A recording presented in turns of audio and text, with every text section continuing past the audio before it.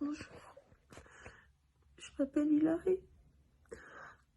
Pour ceux qui me connaissent, ils vont être étonnés de me voir dans cet état.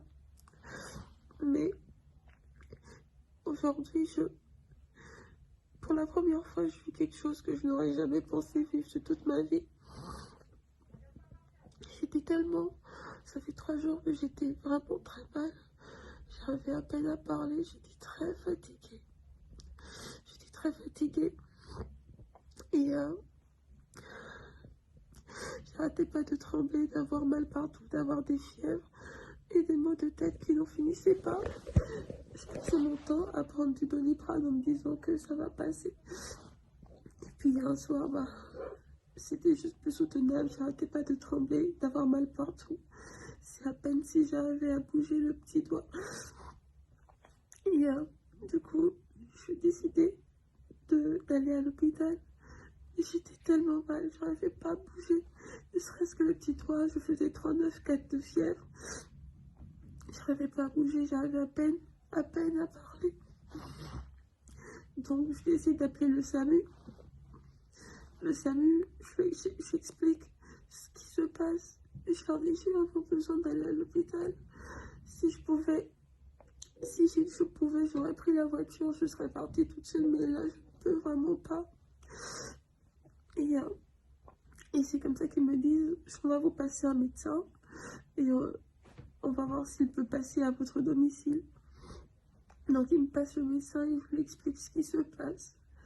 Les maux de tête, les frissons, les tremblotes, les douleurs partout, la perte d'appétit. Je lui explique tout et que là, la fièvre, et que là vraiment, je suis complètement au bout, j'ai peur.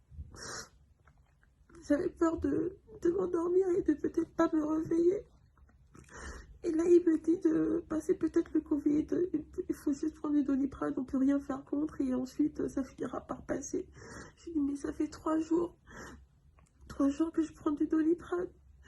Mais ça change rien. Ça change rien du tout. Je me sens vraiment pas bien. Mais madame, c'est comme ça, il va falloir prendre du Doliprane ou du paracétamol et attendre. Et là, il raccroche. Alors, je rappelle le SAMU et je leur dis que il m'a juste dit de prendre du Doliprane, mais ça fait 3 jours que j'arrête pas de prendre du Doliprane, mon état s'améliore pas. Et là, ils me disent, oui, mais dans ce cas, je vous repasse le médecin et vous allez voir avec lui. Donc, il me repasse le médecin, qui évidemment ne décroche pas au téléphone. J'attends presque 6 à 10 minutes, il ne répond pas. Donc, je raccroche et je rappelle le SAMU. Ils me mettent en attente, ils ne répondent pas non plus au téléphone. J'attends presque 10 minutes comme ça. Et ensuite, du coup, je raccroche et je rappelle à nouveau le SAMU. Et ils me disent à nouveau la même chose, mais vous avez eu le médecin il y a 5 minutes. Je dis oui, mais non, en fait, là il répondait plus au téléphone. Là-bas il doit avoir plein de patients, donc du coup il va falloir patienter. Et ils me remettent sur le standard du médecin, j'attends 10 minutes, bien sûr il prend pas. Du coup je raccroche et je rappelle à nouveau le SAMU derrière et la personne ne répond. Du coup je raccroche. Et je prends un dernier élan de force pour chercher le numéro des pompiers et donc appeler les pompiers. En ligne avec les pompiers, j'arrivais même plus à parler. J'arrivais même plus à parler. Et du coup, et après, je suis même tombée dans les pommes. À ce moment-là, j'ai eu une petite perte de conscience. Heureusement, ma soeur venait d'arriver pour garder mon fils pour que je puisse aller à l'hôpital. Du coup, elle a pris le relais pour parler avec lui et a essayé tout ce qu'elle pouvait pour me réveiller. Du coup, ils m'ont emmené aux urgences. Ils ont fait tout ce qu'ils voulaient. Ils ont vraiment été très gentils, très à l'écoute. Même si j'arrivais pas à parler, j'arrivais même pas à me lever. Ils ont dû m'habiller, nettoyer la morve qui coulait de mon nez, me mettre le masque. Ils m'ont mis les chaussures tellement j'arrivais à rien faire du tout.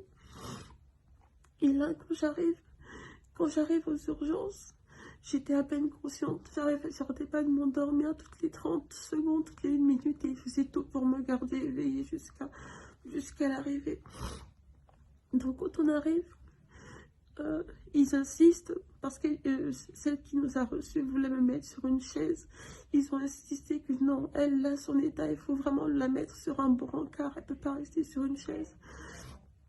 Donc c'est comme ça que, sous l'insistance des pompiers, ils m'ont mis sur un brancard. Et donc, j'arrive au niveau de celle qui me reçoit pour prendre les premières informations. J'arrivais à peine à parler, à me poser des questions. J'arrivais à peine à rester éveillée. J'arrivais à peine à parler. Madame, vous avez quel âge? J'essaye de parler, même si c'était difficile. Qu'est-ce que vous avez? J'avais vraiment du mal à parler. Et après, elle me fait, madame, enlevez votre manteau. J'arrivais même pas à bouger le petit doigt. Et du coup, je lui ai dit que j'arrive, j'ai trop mal partout. J'arrive pas, et même si à peine si j'arrivais à parler pour le dire. Alors du coup, elle commence à me crier dessus. Oui, mais vous n'abusez pas non plus. Moi quand j'ai 39 de fièvre, bah, j'arrive quand même à enlever mon manteau. À un moment donné, il faut faire un peu d'effort. Et là, je suis à peine consciente et je la regarde. J'essaie d'ouvrir les yeux pour la regarder, pour me dire, mais c'est quoi? Qu'est-ce qui se passe? Elle me dit, oui, mais à un moment donné, il faut faire un peu d'effort, madame, allez, enlevez votre manteau. Je dis, mais j'arrive pas. Je peux pas toute seule, j'arrive pas. Ouais, après, elle me répète encore son truc, ouais, mais à un moment donné, faut pas abuser. Elle commence à me faire chier, parce que j'arrivais à peine à parler. Elle disait, elle commence vraiment à me faire chier. Il y avait sa collègue qui était à côté d'elle. Et je me suis dit, mais où est-ce que j'ai atterri? C'est pas possible. Qu'est-ce qui se passe? Et pourquoi elle me parle comme ça? Et là, elle s'est levée, elle a fait, bon, franchement, j'en ai marre, je m'occupe plus de son cas. Je dis, mais à bout de force, j'étais même maintenant en sanglots en train de pleurer. Je disais, mais je fais pas exprès. Ce sont les pompiers qui m'ont habillée pour venir. J'ai même pas eu le temps de faire cette phrase tellement j'étais fatiguée, mais elle n'arrêtait pas de me crier dessus. Et moi, du coup, je fondais en larmes, j'arrivais pas à parler, je bégayais, je dis, mais c'est pas normal. Vous n'avez pas le droit de me parler comme ça.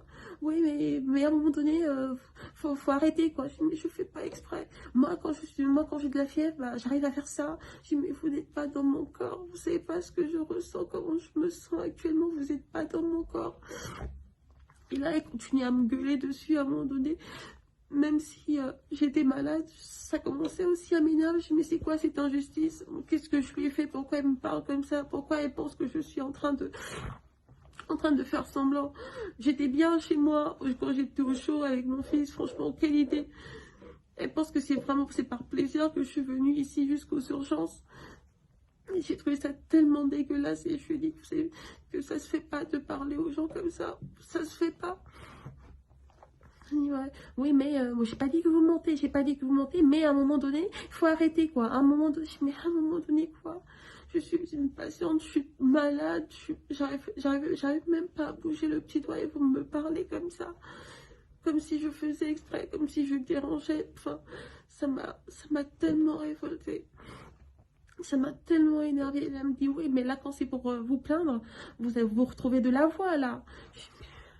Je me suis dit, mais où est-ce que je me suis retrouvée? C'est quoi son problème? Et du coup, après, elle m'a mise dans une autre salle. Elle n'avait pas fermé la porte. Et je l'entendais se moquer de moi à travers la salle, où elle m'imitait en disant... Je fais pas semblant. C'est comme ça que je parlais tellement j'étais mal. Je fais pas semblant. Et là, elle éclatait de rire. Je me suis dit, mais c'est vraiment un monstre. Je comprends que les hôpitaux soient surchargés par rapport au Covid, qu'ils sont super stressés et tout et autres. Mais j'ai rien fait, moi, pour mériter ce traitement de sa part. Je voyais des témoignages un peu partout sur Internet. Je me suis dit, bon, c'est quand même invraisemblable. Une fois j'ai été aux urgences, ça s'est pas passé comme ça. Et là, je suis arrivée ici et j'ai vécu exactement la même chose. Je vais pas aller dans les stéréotypes pour dire que parce que je suis noire. Ouais, on a l'habitude de savoir que les noirs sont résistantes. Et nanani et nanana. Mais à un moment donné, comment ne pas penser ce genre de choses quand j'ai ce genre de comportement en face de moi alors que je suis malade? Là, je commence à me sentir mieux. C'est pour ça que je parle. Et je parle pendant que c'est encore frais parce que je ne compte pas garder ça pour moi. J'ai beaucoup de respect pour le personnel soignant avec tout ce qui se passe, tout ce qui traverse. Mais à un moment donné, un patient, ça reste un patient. Sur quelle base vous acharnez sur une personne en disant qu'ils font semblant? Et le SAMU, alors, qui me fait balader à gauche et à droite. Il y en a bêtement comme ça on les a pas pris au sérieux et ils ont fini par mourir. Et j'ai pas envie de faire partie de ces personnes-là. Je sais pas ce que j'ai. Mais ce qui est sûr, c'est que c'est vraiment dégueulasse. C'est vraiment dégueulasse.